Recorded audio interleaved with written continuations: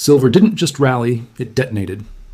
On December 6th, 2025, silver hit $59.32 per ounce, the highest real price ever recorded when adjusted for purchasing power. But behind the scenes, something far more serious was happening.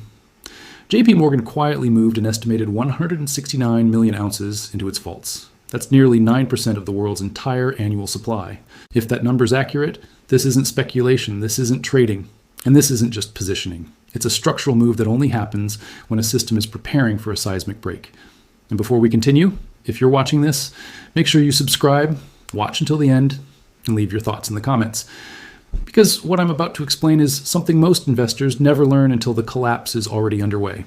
To understand what's happening with silver right now, you need to understand a brutal historical pattern, one that has repeated across every major empire for 3,000 years. Every monetary system goes through the same four-stage cycle: accumulation, distortion, fracture, and collapse. Stage 1 is the accumulation period, when a rising empire issues sound money backed by something scarce and trusted. Stage 2 is the distortion period, when governments expand the money supply, inflate debt, and suppress interest rates to maintain artificial growth. Stage 3 is the fracture period. This is when debt levels exceed economic output, confidence begins to unravel, and smart money, especially central banks, rushes into hard assets. And stage 4 is collapse, when the currency loses credibility completely, and physical assets break free from their paper markets. That is the pattern. In every reserve currency, from Rome's denarius to Spain's silver real, Britain's pound, and now the US dollar has followed it precisely. Today, the US is deep in stage 3, the fracture period. This is the zone where markets start behaving violently, liquidity evaporates, and physical commodities begin disconnecting from their paper prices. This is exactly why silver's move is different this time. This is not a typical spike. This is a structural shift, the type that only happens when supply, trust, and price discovery all break at the same time. For years, the COMEX futures market has dictated silver's price. But recently, something unprecedented happened. Spot silver began trading above futures. This condition is called backwardation. Backwardation is not normal in precious metals unless physical supply is vanishing or delivery risk is exploding. It means buyers want physical silver right now and they don't trust future promises. At the exact same time, COMEX open interest remains massive, with tens of thousands of contracts representing hundreds of millions of ounces that don't technically exist if too many people ask for delivery. That's the squeeze risk, the same risk that almost collapsed the silver market back in 1980. Now add JPMorgan's massive accumulation. One of the largest and most sophisticated financial institutions on Earth suddenly moves nearly 1/10 of annual global supply into its vaults. You have to understand the scale here. Silver mines produce roughly 1 billion ounces per year, but most of that is already locked up by industrial buyers. If JPMorgan really did secure 169 million ounces, then they nearly cornered a significant portion of the free-floating physical market. And JPMorgan does not take positions this large unless they have visibility into the system that retail investors simply don't have. They see the dollar fracture, they see the industrial shortages, they see the breakdown of the paper markets, and they know that once delivery strain begins, pricing no longer obeys charts or technical levels, it follows physical scarcity. This is where the industrial demand story becomes unavoidable. Silver isn't just a monetary metal anymore. Silver is industrial infrastructure. Every electric vehicle requires roughly 25 to 50 grams of silver.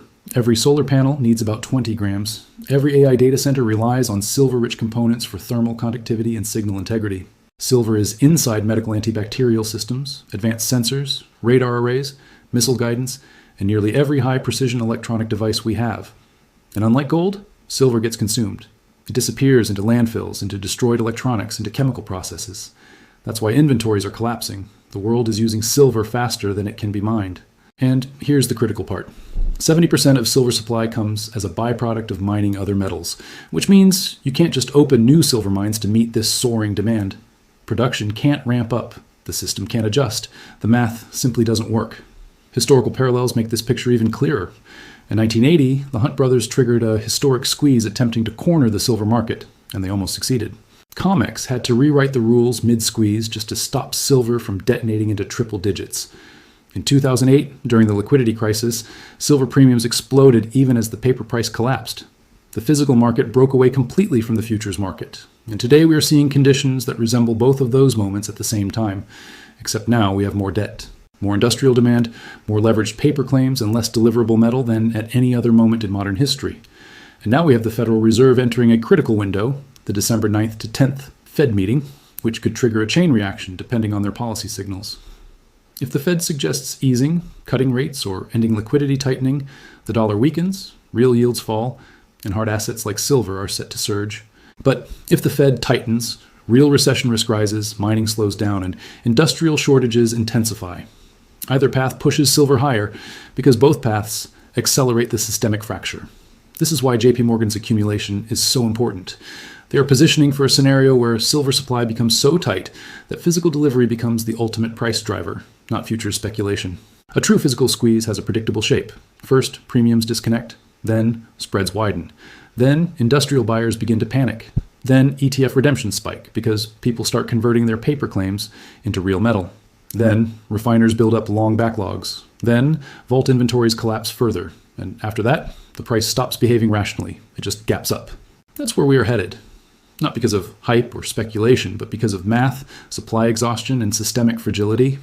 And we have never entered a silver market where a major global bank is securing nearly 10% of annual supply at the exact same time that backwardation hits, and inventories are collapsing. This is structural. This is stage 3. And once stage 4 begins, the market will decide the price. Not the chart, not COMEX, not the banks, and not the Fed. The story of silver is really a tale of two halves. The first half is what everyone already knows. It's a precious metal, a store of value. But the second half of the story is where things get truly interesting. And it begins with a single concept, asymmetry. Silver is now the most asymmetric metal in the global economy. What does that mean? It's the only major industrial metal that is also a monetary asset, a critical technology input, and a market with a structurally insufficient supply. This is the foundation of the silver tsunami that's unfolding right now. When we look at global silver flows, the collapse is undeniable. COMEX registered inventories, the big warehouses that back the futures market, have plunged from over 80 million ounces to roughly 43 million. That's a 46% collapse. And this happened while demand from solar, electric vehicles, and military manufacturing all hit all-time highs. The buffer that normally absorbs shocks in the industrial world is simply gone. We are now in a world where a single spike in demand or a single supply disruption could trigger a runaway squeeze. Let's break down the actual structural risk here. For every single real physical ounce of silver that exists, there are somewhere between 50 and 100 paper claims against it. The futures market is essentially a giant IOU system, where promises exceed physical reality by an incredible magnitude. This model only works under one condition, that the vast majority of people holding those paper contracts never, ever ask for physical delivery. But the moment delivery risk becomes credible, the entire pricing mechanism breaks down. We saw this exact scenario play out with nickel on the London Metal Exchange back in 2022. A single short squeeze imploded the market, forcing the LME to cancel trades and exposing the whole system as dangerously fragile.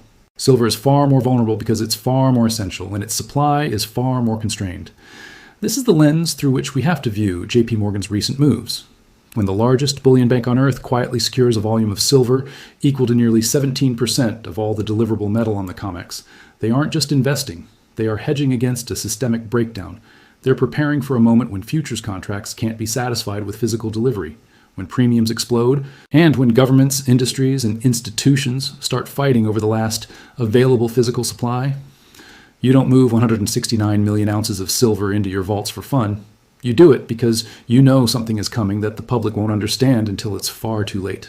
Silver's industrial role just amplifies this vulnerability. The entire green energy transition is literally built on silver. By the middle of this decade, solar installations alone were estimated to consume up to 250 million ounces annually. EV production is accelerating. AI data centers are multiplying at an exponential rate, and they require enormous quantities of silver for high-performance electronics, connectors, and advanced semiconductors. At the same time, military spending is rising globally, and modern weapons platforms, from missile guidance to hypersonic systems, are incredibly silver-intensive. Once you map all of this out, one truth becomes blindingly obvious. There's no price ceiling for a material the world cannot replace. Technically, the market is signaling a major breakout is already underway. Silver recently broke through long-term resistance levels that held it down for over a decade. On-chain analytics, which track physical metal, show an accelerating flow of silver from transparent public vaults into private, non-reporting custodians. This is a classic hallmark of institutional accumulation. At the same time, retail premiums for coins and bars have started rising even before the next big price move, another clear indicator that physical supply is getting extremely tight. These signals mirror past historical breakouts. We saw them in 1979, right before the famous Hunt Brothers squeeze. We saw them in 2010 before silver surged past $48. And we saw them in 2020 when silver doubled in just a matter of months after the system froze. But the true danger and the true opportunity lies in understanding what a real stage 4 physical squeeze actually looks like. Most people just imagine a price spike on a chart. That's not how it works. A real squeeze begins when wholesalers can't source the large 1,000-ounce bars. Then, refiners start pushing delivery schedules back by weeks, then months. Then, industrial buyers begin over-ordering just to secure their future supply. Then government mints run out of blanks to make coins. Then, ETFs like SLV start getting drained. And finally, the futures market becomes completely unanchored from reality. Instead of functioning as a price discovery tool, the paper futures market begins to follow the physical premiums. Once that happens, the system enters a runaway feedback loop. Higher prices cause more shortages, and more shortages cause even higher prices. This is the exact scenario JPMorgan appears to be positioning for. And the reason this matters so much right now is because silver is no longer just a niche metal. It is infrastructure. If silver supply becomes unstable, entire industries could fail. EV manufacturers, solar panel producers, semiconductor fabs, medical device companies, aerospace contractors, they all require a guaranteed steady flow of silver. If those flows break, their supply chains break. If supply chains break, nations intervene. And when nations intervene, markets stop functioning the way they used to. This is precisely why silver is the most underestimated systemic risk in the global economy today. As we move toward the Federal Reserve's December meeting, we can expect silver volatility to accelerate. Any signals about interest rates, liquidity, or the Fed's balance sheet, all of these affect the US dollar. The dollar affects real yields, and real yields determine investor demand for monetary metals. But unlike gold, which is mostly a financial asset, silver is tethered to physical scarcity. This means silver responds explosively to any sign of instability. If the Fed signals they're going to ease policy and print more money, silver will surge because monetary debasement is accelerating. If the Fed signals they're going to tighten policy, silver could also surge because industrial supply chains will strain under higher interest rates. There is no path where silver remains stable because the system itself is unstable. The coming months will likely determine whether the market enters a controlled repricing or a full-scale rupture. A controlled repricing might take silver to the $75 to $100 range as industrial premiums rise. But a rupture, a true physical disconnect from the paper market, would push silver far beyond any analyst's estimate. Premiums could triple overnight. Delivery windows could stretch from weeks to months. The COMEX might be forced to settle contracts in cash instead of metal. And for the first time in the modern era, industrial users could find themselves competing directly with investors for every last ounce. During that kind of event, charts become irrelevant. History becomes irrelevant. Old models of supply and demand become irrelevant. Physical scarcity becomes the only truth that matters. And that is why this moment is different. JPMorgan sees the system breaking. The market structure is flashing red. Inventories are collapsing. Industrial demand is accelerating. And paper claims outnumber real ounces by up to 100 to 1. Silver has already entered a structural bull market that doesn't rely on emotion, only on math. This is the silver tsunami, and once it hits, there is no going back. Thanks for watching, and be sure to subscribe for more updates.